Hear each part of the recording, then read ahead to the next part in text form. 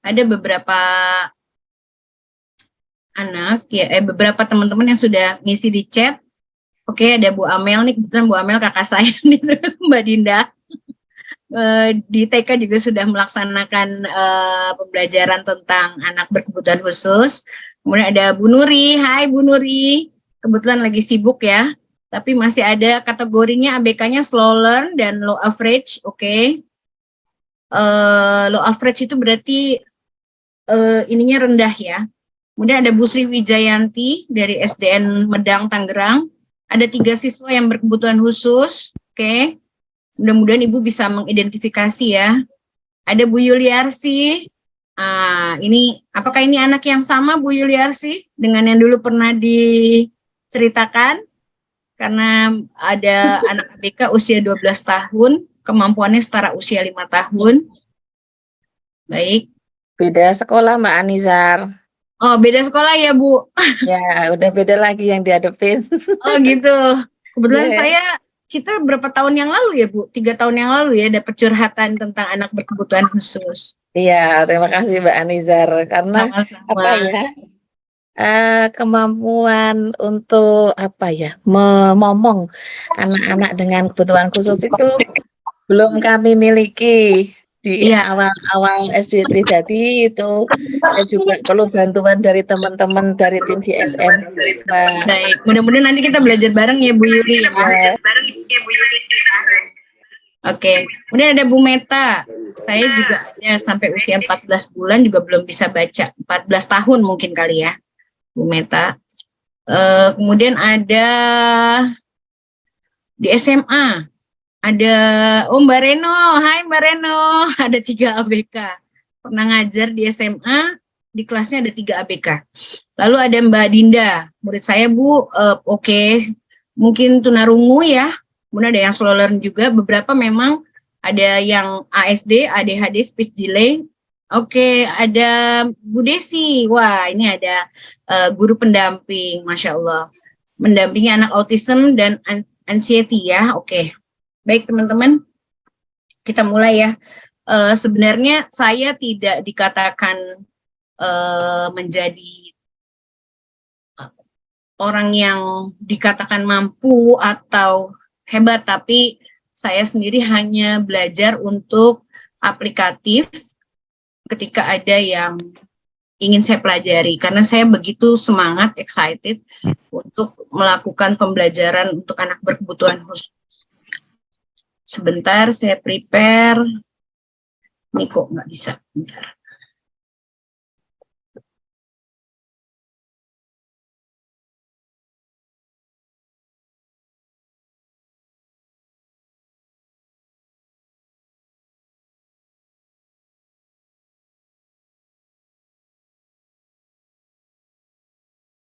Oke.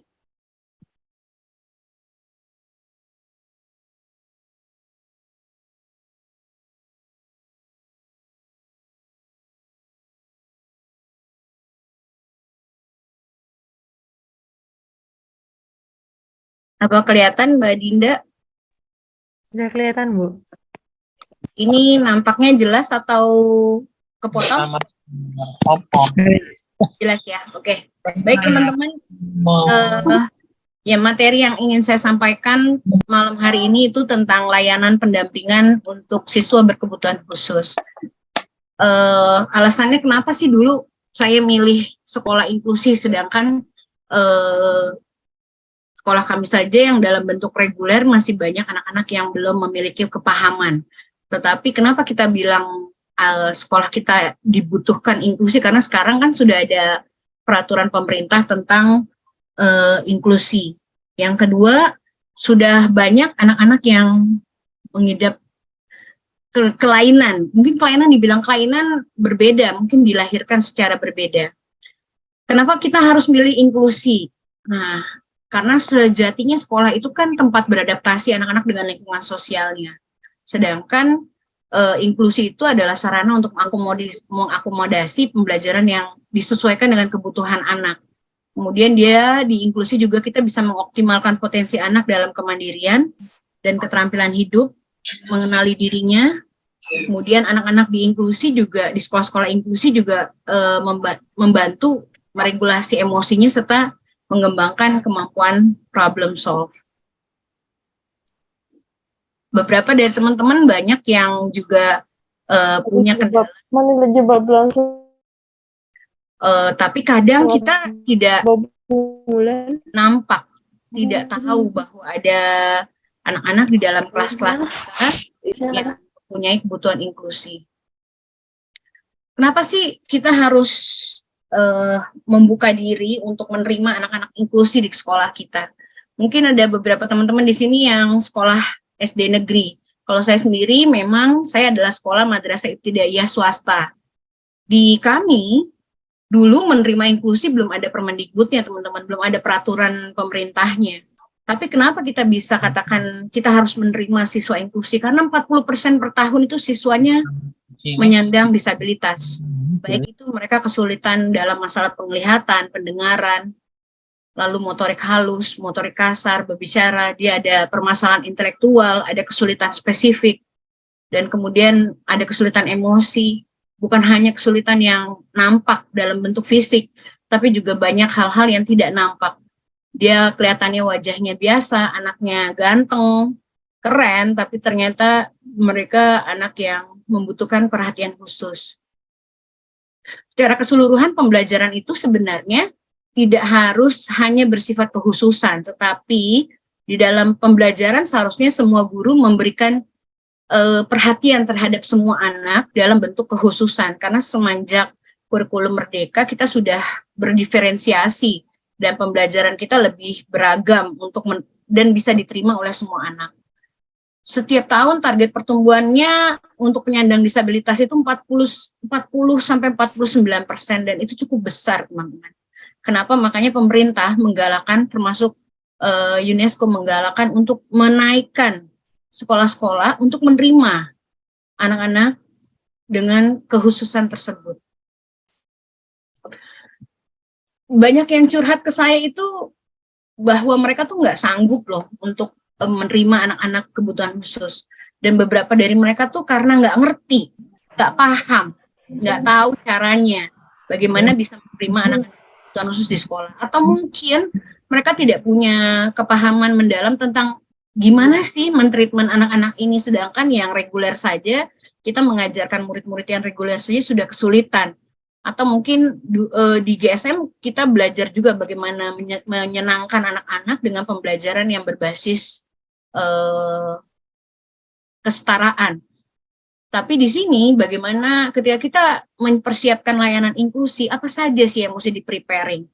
Yaitu dari lingkungan, lalu ada kurikulumnya, lalu ada SDM-nya, dan sistem kolaboratifnya. Sekolah mahal, teman-teman, di sekolah-sekolah yang dengan kecukupan dananya cukup, mereka akan menerapkan proses pembelajarannya sudah dengan shadow, dengan mereka mau belajar apa yang mau kita siapkan dari anak ini tentang metode belajarnya. Setelah sudah kita siapkan, baru kita wawancara orang tua. Habitnya anak-anak di rumah, bagaimana habitnya, bagaimana pembiasaannya, bagaimana penanganan dari awal, karena banyak sekali ini yang miss di orang tua. Pembiasaan di awalnya, misalnya orang tuanya ketika di awal tidak tahu kalau anaknya ada anak yang berkebutuhan khusus misalnya, sehingga perlu bantuan, teman-teman. Nanti bagaimana penanganan yang, atau mungkin ada orang tua yang di dalam wawancara dikatakan bagaimana mereka menghadapi anak-anaknya ketika tahu tahapan perkembangannya ada yang terlewatkan. Nah, ini juga harus dilakukan wawancara. Ini bisa dilakukan secara manual atau secara biasa. Sehingga teman-teman punya bekal untuk mempersiapkan layanan inklusinya. Gimana sih deteksi awalnya? Ini kebetulan ada gambarnya Khalif nih, Khalif autism. Tapi gambarnya keren ya. Ini salah satu media bagaimana mengakomodir emosi Khalif. Deteksi awalnya dengan satu, deteksi dini. Biasanya ini yang sederhana yang saya lakukan. Kalau anaknya tidak mampu dalam sensori, bicara, sosial, emosionalnya biasanya atau memiliki tahapan keterlambatan dalam perkembangannya, maka bisa jadi ada permasalahan di awal. Lalu yang kedua, deteksi awalnya tumbuh kembangnya kurang bagus misalnya, lahirnya prematur, kurang bulan, lalu ada kelainan fisik, itu juga termasuk dalam deteksi awal. Lalu bina dirinya gimana? Kalau di rumah semuanya di helper sama mama, semuanya dibantu, disiapkan sama mbak, itu juga masuk dalam proses deteksi di mana mungkin kemandirian anak belum berkembang.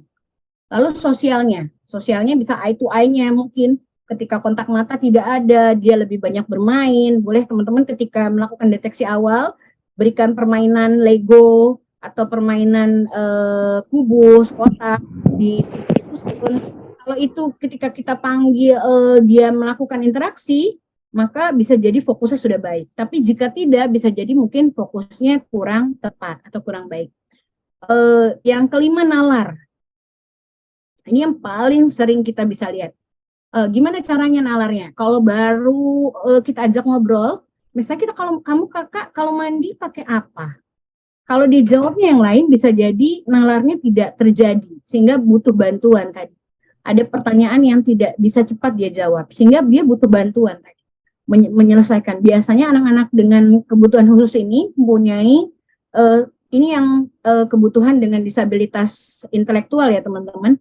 Mereka biasanya punya kesulitan dalam menjawab pertanyaan secara cepat. Ya, kalau disabilitas dengan bentuk fisik, maka teman-teman bisa lihat dari face-nya kah, dari bentuk mungkin dia tunarungu karena dia pakai alat dengar, atau mungkin kalau dia pakai kacamata dia tunawicara, mungkin dia bisa bantu dengan alat bantu dan lain sebagainya. Tapi kalau disabilitas intelektual, maka teman-teman tidak nampak dia seperti anak biasa, tetapi mungkin ada kesulitan. Misal juga mungkin interaksinya, coba Kak, ayo menulis angka 1, 2, 3, mungkin dia kesulitan di angka, atau angkanya balik seperti itu. Itu juga masuk dalam proses yang harus teman-teman hadapi dan teman-teman perhatikan. Apa saja sih jenis-jenis disabilitasnya? Nah, ini ada disabilitas penglihatan, pendengaran, fisik, sosial, kemudian disabilitas intelektual, ada ADHD, autism, ada disabilitas ganda, ada slow learner, lalu ada masuk kategori kebutuhan khusus, itu disleksia. Disleksia itu kesulitan dalam membaca, diskalkulia, biasanya kesulitan berhitung. Lalu ada disgrafia, dia tidak pandai menggambar, ya, atau tidak bisa membaca tanda. Nah, kemudian ada gangguan komunikasi. Dan yang paling banyak terjadi itu di fase disleksia, diskalkulia, dan ada yang paling banyak juga itulah gifted ya. Gifted itu adalah dia pinter banget dengan kecerdasan di atas superior. Mungkin ketika dites IQ-nya, ternyata IQ-nya superior. Cerdas banget, sehingga gurunya juga harus bisa mensejajarkan kemampuan anak. Saya pernah nih ngadepin yang kayak gini, dan jujur dia punya 1000 cara menuju Roma, sehingga kita juga harus kreatif dalam menghadapi menghadapi anak-anak yang gifted ya teman-teman. Apakah ada dari teman-teman yang anak-anaknya mungkin ada di sini? Silakan, mungkin nanti bisa lihat ya.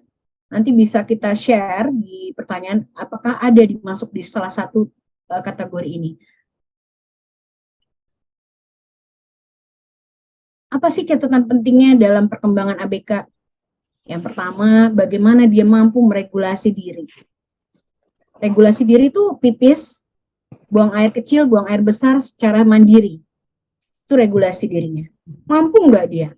Nah, ini bisa dipertanyakan di awal. Apakah orang tua sudah mempreparing anak ketika masuk ke dalam kelas sekolah inklusi, dia mampu nggak? Karena ada beberapa sekolah yang punya kendala, tiba-tiba regulasi dirinya kurang nih. Dia masih pipis sembarangan atau masih buang air besar, sehingga perlu dikomunikasikan dengan pihak sekolah atau pihak orang tua bagaimana agar mengatasi permasalahan ini. Lalu yang kedua, bagaimana regulasi emosinya. Kadang-kadang ada yang tantrum berlebihan, atau mungkin baru disenggol temennya dia udah teriak-teriak, atau mungkin ada beberapa nih siswa saya yang juga dipinjem bukunya dia udah nangis dan lain sebagainya. Lalu bagaimana anak juga bisa mempunyai efikasi diri ya.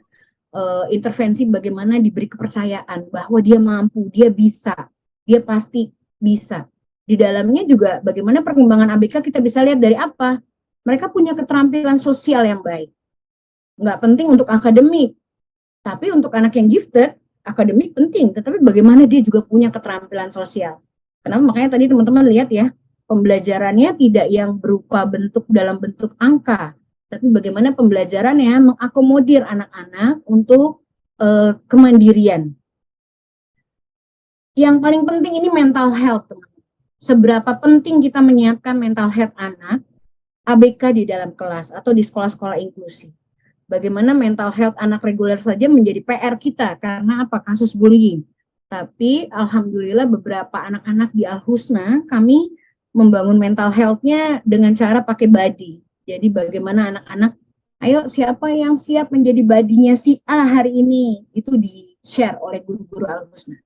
Bagaimana siapa yang siap untuk menjadi badi si B hari ini, sehingga terjadi kerjasama kolaboratif antara anak-anak ini, antara anak-anak ABK dan anak-anak yang reguler. Apa yang terjadi? Mereka nggak merasa dibully, mereka nggak merasa berbeda, mereka akan punya kepercayaan diri. Ketika kemarin Hari Disabilitas, kami khususkan anak-anak ABK mereka kayak dikasih ruang untuk bisa menampilkan kepandaian mereka. Ada anak, kebetulan ada beberapa siswa yang dia bicaranya sulit. Tapi si Ali pandai sekali dalam main bola. Kemarin bahkan menang lomba sampai tingkat final, walaupun nggak menang lulus final, tapi dia menang untuk lomba lari. Dan dia menang di main bola, dia jago main bola. Sehingga dia merasa punya kepercayaan diri, walaupun dia bicaranya tidak fasih, tetapi dia punya kepercayaan diri. Karena apa? Guru-gurunya memberikan ruang-ruang tadi. Teman-temannya juga memberikan dia ruang, memberikan supporting, memberikan semangat. Ayo kamu bisa, ayo kamu mampu. Atau kecenderungan yang lain. Ada beberapa siswa saya yang ABK, dia punya keterampilan menghafal Quran sampai 16 juz, 17 juz, atau anak-anak yang juga mampu bernyanyi. Ada juga anak-anak yang jago nyanyinya. Kemudian ada beberapa anak tunarungu saya kebetulan sekarang sudah diterima di SMK 6 Jakarta. Dia jago DKV-nya. Jadi masuk jurusan DKV kemarin, ikut lomba mendesain gambar, dan itu keren banget. Itu teman-teman. Ya, saya yakin di sini ada dari fase SD sampai dengan dari fase TK sampai dengan SMA, mungkin ada beberapa guru di sini yang bergabung bersama kita ya. Nah, bagaimana sih kita bikin student support-nya? Bagaimana kita membangun student support-nya? Yang pertama tuh ada orang tua. Ini di sini ada fotonya Bu Desi, mudah-mudahan ada Bu Desi di sini. Bu Desi ini dosen saya sebenarnya teman-teman. Dulu murid yang pertama kami terima itu Amira. Amira itu dimasukkan ke kategori menurut kami ADHD. Amira tadi kalau ada yang bilang, Amira bagaimana kemampuannya, apakah sudah cukup sesuai dengan umurnya? Sekarang Amira umur 22 tahun. Apakah sesuai dengan cakupan umurnya? Belum sesuai. Tetapi Amira sudah pandai menghafal jalan, menghafal dia area-area nama jalan. Apabila kita ingin repeat Kak, jalan dia lari begitu. Itu biasanya Amira sudah pandai menghafal. Kemudian Amira sudah dapat juga 2 juz. Bagaimana supportingnya? Ada support orang tua. Bagaimana orang tua bisa menjadi support yang paling besar ketika orang tua bisa memberikan kesempatan kepada guru mengeksplor anak-anak untuk belajar dengan baik. Kemudian ada student supportnya, ada apalagi guru-guru yang menyenangkan, guru-guru yang sabar, guru-guru yang memberikan motivasi, guru-guru yang terus mau mengeksplor tanpa batas. Ini kalau ingat ini saya sedih ya, jujur teman-teman. Karena saya pun bisa merasakan belajar di luar negeri dan mendapatkan bisa belajar dapat beasiswa itu juga karena salah satunya asbab anak-anak berkebutuhan khusus ini, yang mereka punya, Masya Allah ya, punya memberikan kesempatan. Lalu ada apa lagi? Ada teman, buddy. Jadi kalau belum selesai si A, maka si A biasanya dibantu nih sama anak-anak yang hebat di dalam kelas, yang mereka mau supporting. Lalu ada siapa? Ada lingkungan. Lingkungan. Di sini kita biasanya suka pakai program orang tua berbagi di sekolah, maka anak-anak bisa belajar apapun. Ya. Bagaimana cara intervensi pembelajarannya? Yaitu dengan membuat lesson plan berbasis project. Kebetulan kami di sekolah sudah menggunakan pembelajaran berbasis project. Bagaimana lesson plan-nya? Apakah pembelajarannya juga sama dengan anak-anak yang reguler? Tentu dimodifikasi, teman-teman. Sehingga mungkin kalau teman-teman lihat di weekly planner-nya, kita buat kalau yang anak-anak reguler dia belajar simbol-simbol cuaca, lalu mengenal jenis cuaca, sedangkan kalau untuk anak-anak inklusi mencocokkan gambar simbol cuaca, menempel gambar cuaca, dan lain sebagainya. Apakah diturunkan? Yes, diturunkan kapasitas pembelajarannya. Ya, teman-teman. Kemudian jangan lupa untuk terus memberikan challenge kepada anak-anak. Baik itu anak berkebutuhan khusus ataupun anak-anak yang reguler. Yang paling penting adalah kolaboratif, teman-teman. Ini sangat penting. Mungkin teman-teman ada beberapa yang bilang, Bu Ani gimana ya, kalau di sekolah saya mungkin ada beberapa orang tua yang nggak sanggup nih untuk anaknya pakai shadow. Kolaboratifnya apa? Kalau dia dalam kondisi yang berat, maka teman-teman yang inklusi bisa kolaboratif dengan tempat terapis atau tempat tumbuh kembang anak. Bagaimana anak-anak yang mungkin kesulitan regulasinya bisa dilakukan, dibantu untuk diberikan ruang di sekolah untuk mereka belajar bersama, belajar sosialnya. Tetapi kalau untuk terapis, bagaimana menanganinya dan lain sebagainya, mungkin bisa dibantu oleh teman-teman di tumbuh kembang anak. Kemudian yang kedua, kolaboratif. Bagaimana kalau ada anak yang butuh shadow, sedangkan mungkin tidak ada uang untuk bayar shadow, atau bayar lebih gurunya misalnya. Teman-teman bisa berdayakan untuk pembelajarannya, bisa dengan komite, dibuat komite, sehingga ada guru, ada orang tua murid yang bisa punya spare waktu membantu anak yang ABK lainnya. Sehingga dibentuklah komite khusus misalnya inklusi, jadi saling supporting antar orang tua. Lalu bagaimana pembelajaran lainnya? Nah, ini ada sedikit video teman-teman. Mbak Dinda, apa masuk videonya, suaranya? Masuk Bu Anizar. Oh ya Bu Oke. Anizar, karena ini nanti karena akan ada sesi diskusi, mungkin Oke. setelah ini bisa lanjut ke Mbak Ima dulu begitu ya Bu ya? Oke, habis ini memang ini terakhir, slide terakhir insya Allah. Terima kasih Bu. Sebentar ya Mbak.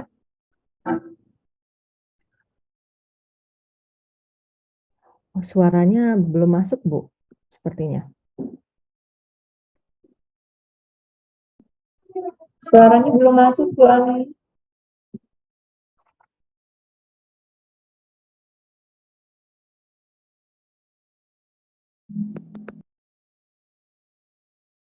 Maaf Bu Anizar, itu videonya apakah ada suaranya?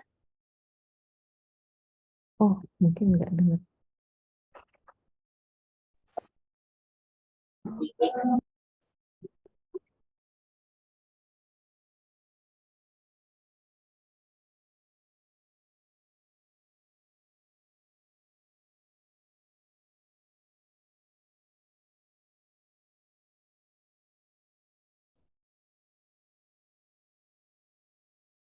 Baik, teman-teman, itu saja. Kebetulan tadi adalah salah satunya gambar kerjasama kami dengan pihak Mercu Buana. Di dalamnya kami belajar, anak-anak belajar bikin komik, tapi hasil komik yang paling kami amaze adalah 80% hasil komik dari anak-anak itu yang paling bagus gambarnya itu anak ABK justru.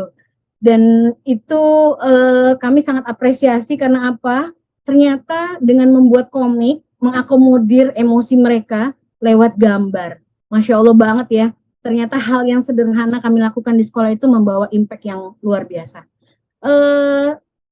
Apakah saya perlu memberikan data teman-teman bahwa kita paham bahwa kita pasti kesulitan untuk melakukan kelas-kelas inklusi, tapi mudah-mudahan di sekolah-sekolah kita teman-teman bisa menerima mereka apa adanya.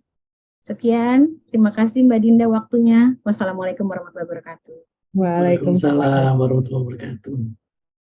Baik, terima kasih banyak Bu Anizar.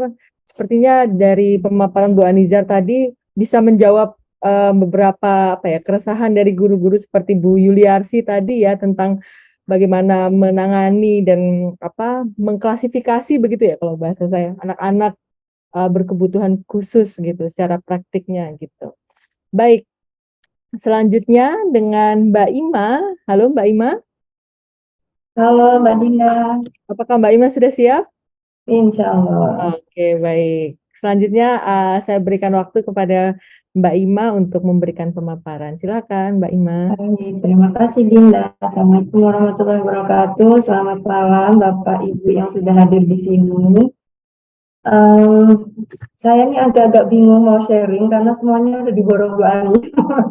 Jadi saya tinggal melengkapi aja ya Bapak Ibu ya. Bu Ani kan sudah memberi contoh langsung bahwa banyak yang bisa dilakukan gitu ya oleh Bapak Ibu di sekolah. Nih saya tinggal melengkapi gitu ya. Semoga sudah terlihat sebentar. Oke. Ya, saya mungkin akan lebih banyak sedikit bercerita gitu ya. Mungkin ini paparannya sedikit aja, nanti kita akan lebih banyak diskusi gitu ya, Mbak Ania. Ini saya menjelaskan sedikit tentang kesiapan psikologis guru dalam pendampingan siswa berkebutuhan khusus di sekolah umum gitu. Memang dikhususkan ke guru, kayaknya ada banyak Bapak Ibu guru di sini ya. Semoga tapi ini penting loh Mbak Ima, penting loh. Ya Bu, penting ya Bu ya, karena mental health guru juga sangat penting ya Bu ya untuk inklusi. Ya, apa yang akan kita bahas, apa yang perlu dipersiapkan, pastinya ada 3 aspek yang akan saya bahas malam hari ini. Mungkin Bapak Ibu juga sudah akrab dengan kata-katanya gitu ya, kognitif, afektif, dan konatif atau tingkah laku gitu. 3 hal ini menurut saya sangat penting untuk dipersiapkan guru ya maupun orang tua gitu, tapi ini konteksnya guru di pengajaran inklusi gitu ya di sekolah. Apa kognitif? Pengetahuan dan pola pikir guru mengenai ABK dan inklusivitas memegang peranan penting. Saya yakin Bapak Ibu yang hadir di sini pasti tidak semua sekolahnya, semua gurunya support gitu ya tentang pembelajaran inklusi gitu. Pasti ada 1-2 yang mungkin kurang sepaham, ada 1-2 yang menggerutu karena repotnya diajarkan tentang ABK ini gitu ya. Tapi percayalah, keresahan kita, kerepotan kita, ketakutan kita, kemarahan kita kadang-kadang dilatar belakangi oleh tidak adanya pengetahuan dan pola pikir atau mindset yang komprehensif gitu ya tentang ABK, tentang inklusi gitu. Yang pertama pastinya tadi yang sudah Bu Ani sampaikan, kenali dulu jenis kebutuhan pada siswa. Yang fisik mungkin tunadaksa atau gangguan fisik gitu ya, mungkin menggunakan kursi roda atau fisiknya tidak lengkap seperti itu. Tunanetra, tunarungu, atau motor disorder, gangguan motorik itu sindrom Tourette, Parkinson, dan sebagainya. Ini cenderung lebih mudah dikenali yang fisik dibanding yang non-fisik. Non-fisik itu ada banyak jenisnya, tadi sudah disebutkan Bu Anizar juga, ada disabilitas intelektual, atau mungkin kalau di sekolah lebih sering dikenal dengan tunagrahita. Nah, yang Down syndrome ini juga gampang dikenali karena secara fisik sudah unik yang Down syndrome. Nah, Down syndrome ini masuk kategori disabilitas intelektual juga karena kelainan kromosom di mereka sudah pasti menyebabkan intelektualnya di bawah anak-anak pada umumnya, pada rata-ratanya gitu ya. Yang kedua ada ASD, Autism Spectrum Disorder, atau kita lebih sering mendengarnya autis. Ada ADHD, Attention Deficit, EBD, Emotional Behavior Disorder. Ini kalau di sekolah luar biasa, SLB, itu masuknya tunalaras atau SLBE. Dan SLBE ini tidak semua provinsi atau daerah itu ada. Jarang gitu ya. Padahal anak-anak yang seperti ini semakin lama semakin banyak. Kemudian ada gangguan belajar spesifik, disleksia dan diskalkulia, ini selalu mengalami perubahan karena yang tadinya ada disgrafia sekarang masuk ke disleksia tuh gitu, karena yang kesulitan nulis biasanya juga pasti kesulitan membaca. Kemudian ada yang gifted, cerdas berbakat.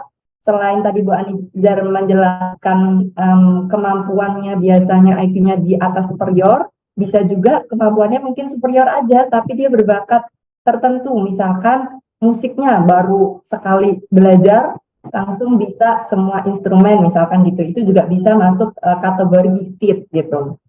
Nah, masing-masing ini punya keunikannya masing-masing gitu. Makanya mungkin selain disebut dengan ABK, disebut juga dengan disable, different ability, karena mereka punya kemampuan yang berbeda, bukan disable, tidak bisa gitu ya, tapi punya kemampuan yang berbeda.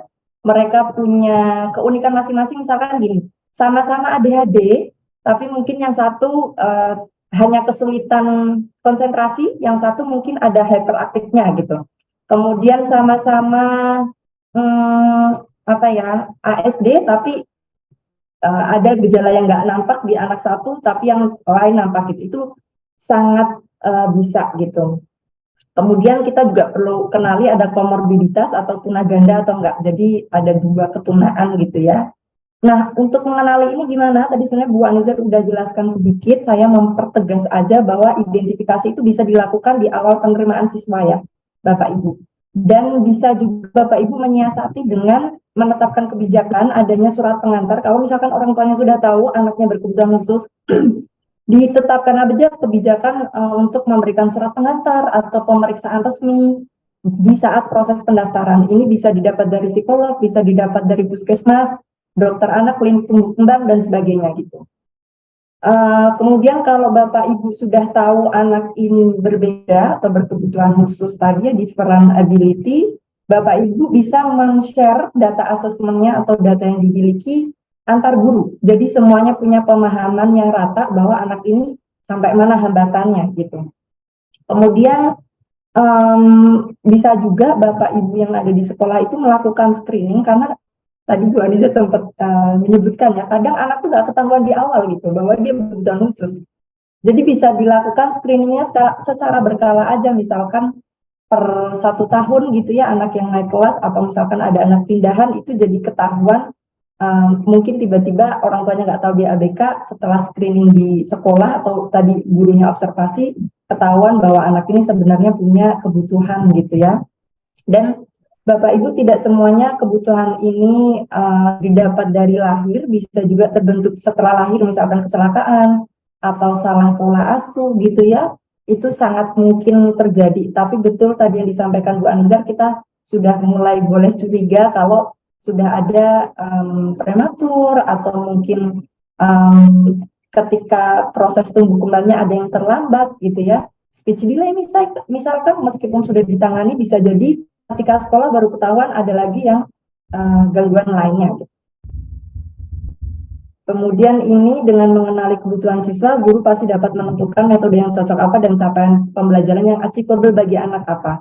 Kalau kita sudah tahu anaknya berkebutuhan khusus, aneh ya rasanya ya kalau Bapak Ibu guru menetapkan, oh anak ini harus sama capaiannya sama teman-temannya, karena anak berkebutuhan khusus, kecuali gifted ya kayaknya, itu sangat yang paling kita utamakan adalah kemandiriannya.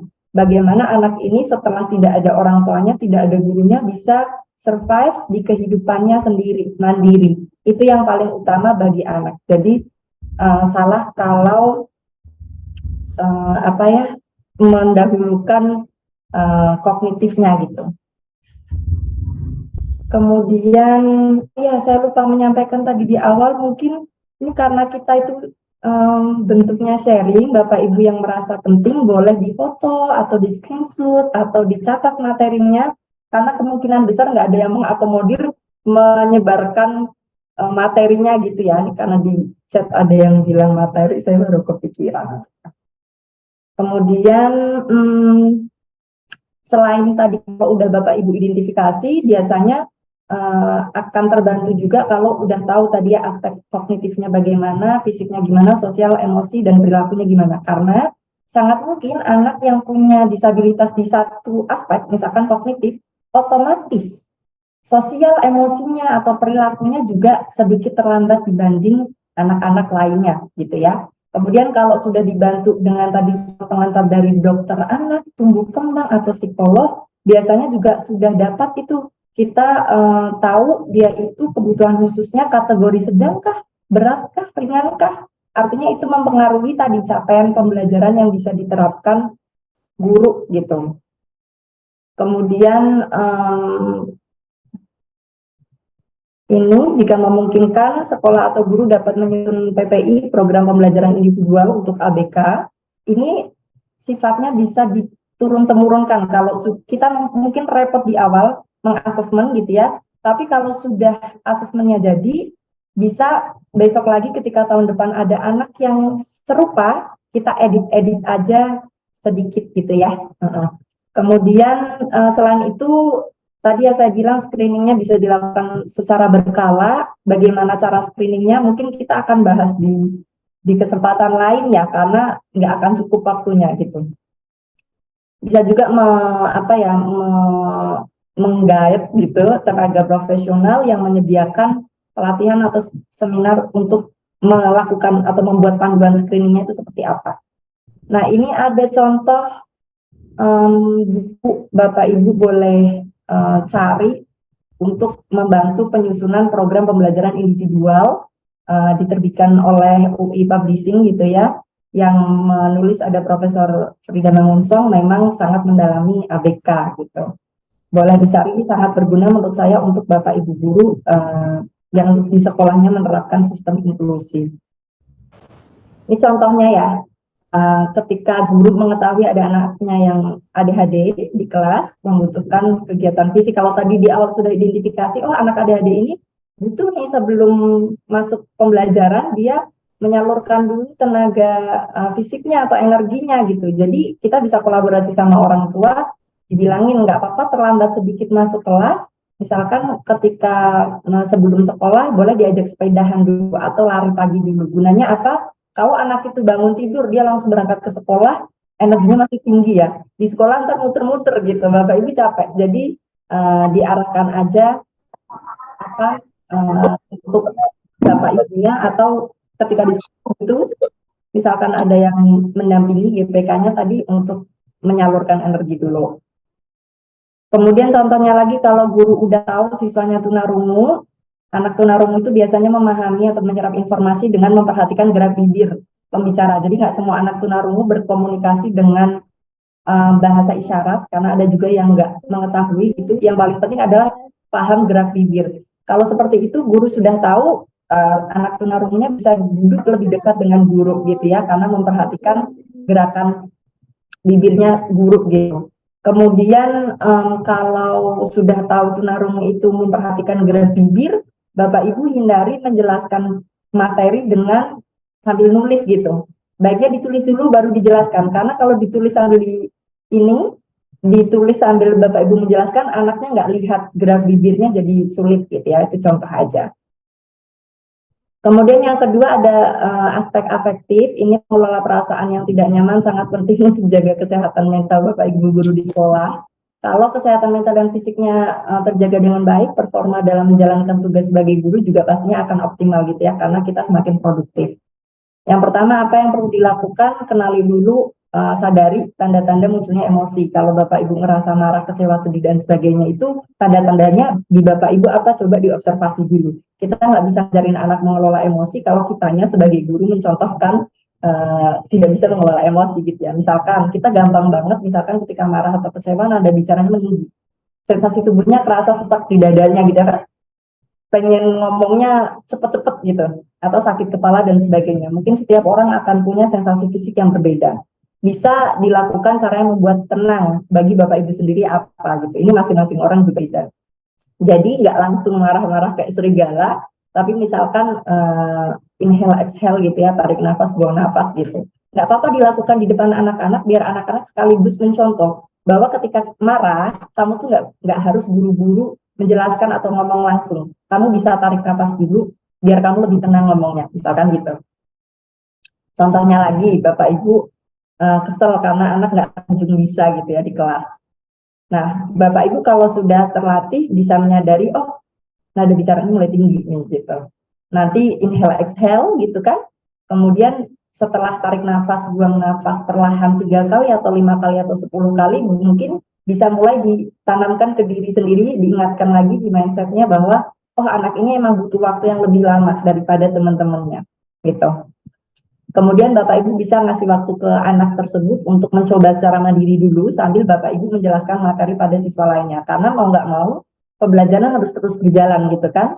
Atau Bapak Ibu bisa meminta temannya untuk jadi tutor sebaya. Tadi yang Bu Ani contohkan badi gitu ya namanya kalau di sekolahnya Bu Ani. Atau boleh juga Bapak Ibu bagi siswa per kelompok digabungkan antara yang ABK dengan yang reguler, yang kemampuan misalkan kemampuan memimpinnya bagus gitu, boleh digabungkan biar temannya yang mengajari gitu. Secara nggak langsung itu juga melatih anak-anak untuk, kalau di bahasa Jawa itu ada ojo gumunan, ojo ketunan gitu ya, ojo aleman. Kalau anak-anak di inklusi ini karena sejak sejak di sekolah itu mengenal bahwa temannya berbeda, dia nggak gampang kaget gitu. Gumun itu kayak terheran-heran gitu ya dengan orang yang berbeda yang dia temui di dunia nyata, gak gampang menyesal ketunan gitu ya, gak gampang aleman gitu atau manja karena mereka terbiasa bertemu dengan teman-temannya yang berbeda. Ini afektif yang juga penting bagi guru adalah mencari dukungan sosial untuk guru, kemudian minta feedback dari orang tua apakah pembelajaran selama ini sudah memperlihatkan kemajuan pada Ananda atau bagaimana gitu ya. Biasanya itu menambah kebersyukuran guru juga gitu ya, menambah kebermaknaan, dan itu bisa menjadi support untuk guru. Atau antar guru bisa mengadakan sharing session kayak yang kita lakukan sekarang gitu ya. Semoga harapannya meskipun Bapak Ibu sudah tahu, sudah dapat ilmunya, tapi bisa tervalidasi bahwa tidak sendiri menghadapi kerepotan inklusi ini gitu. Kemudian yang terakhir ada konatif gitu ya, sama seperti yang tadi Bu Ani jelaskan, kolaborasi merupakan hal penting dalam pelaksanaan pendidikan baik untuk ABK ataupun non-ABK sebenarnya. Nah, tingkah laku konatif yang saya bahas di sini itu memang tentang help seeking behavior atau mencari pertolongan, bahwa kita menyadari kita tidak bisa sendiri dalam mendidik gitu. Apalagi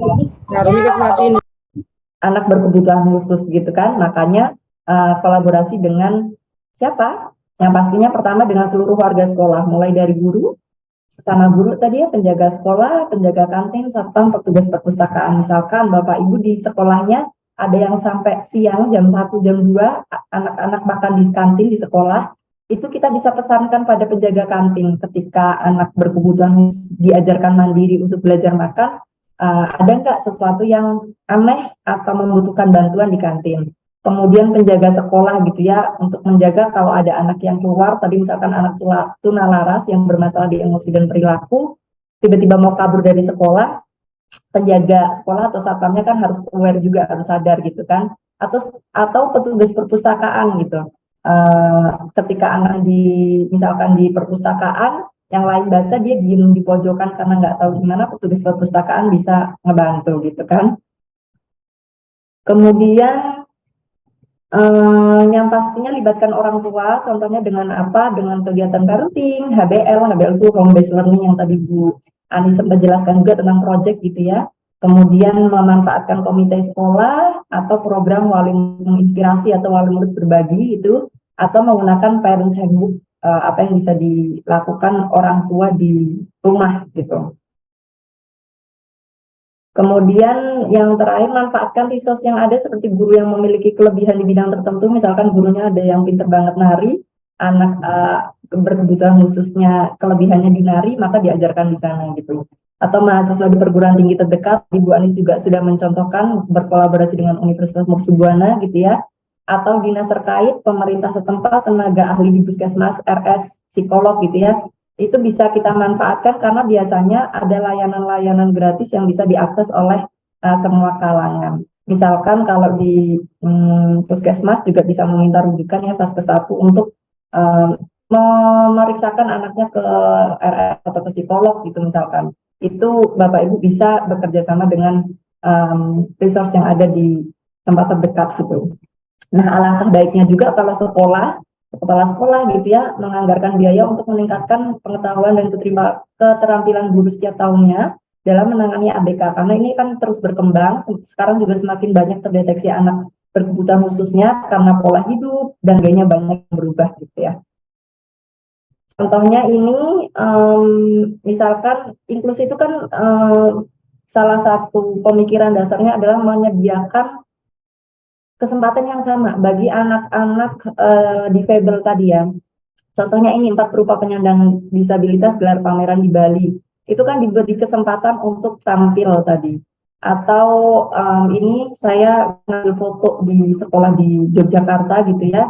Misalkan kalau mau minta secara halus kolaborasi dengan orang tua, misalkan dituliskan terima kasih orang tua atas apa ya, ini tempat menyekolahkan anak bukan penitipan gitu. Jadi orang memupuk, mengairi dan menyingkirkan hama pengganggu. Tapi petani tidak bisa mengubah padi menjadi jagung. Ya begitulah para siswa kita, mereka bertumbuh dengan cara, waktu dan capaian yang berbeda gitu ya masing-masing. Tidak bisa dibandingkan, nggak bisa juga disamaratakan. Itu kata Ki Hajar Dewantara.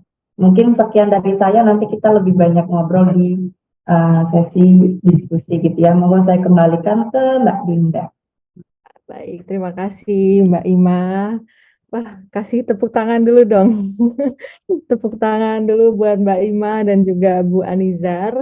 Ini saya dapat paket lengkap ya dari maupun di sekolah dalam kebijakannya itu intervensinya seperti apa. Jadi malam ini kalau saya boleh menyimpulkan poin-poin penting yang kita dibahas oleh Mbak Ima maupun Bu Anizar itu adalah 3 poin tadi, begitu ya. Baik, nah sepertinya ini sudah sesi diskusi ya, namun barusan saya di Japri gitu sama Bu Anizar kalau di ruangan ini ternyata ada juga orang tua ya Bu Anizar ya dari Al-Husna ya, bukan begitu ya Bu ya? Nah, Ya, ada Bu Nawiyah kayaknya udah buka on cam nih. Pas kebetulan udah on cam nih, kebetulan Bu Nawiyah baru pindah ke Al-Husna nih. dibuka mikrofonnya. Mikrofonnya.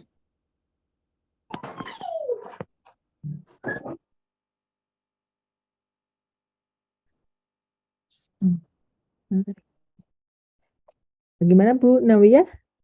Menghilang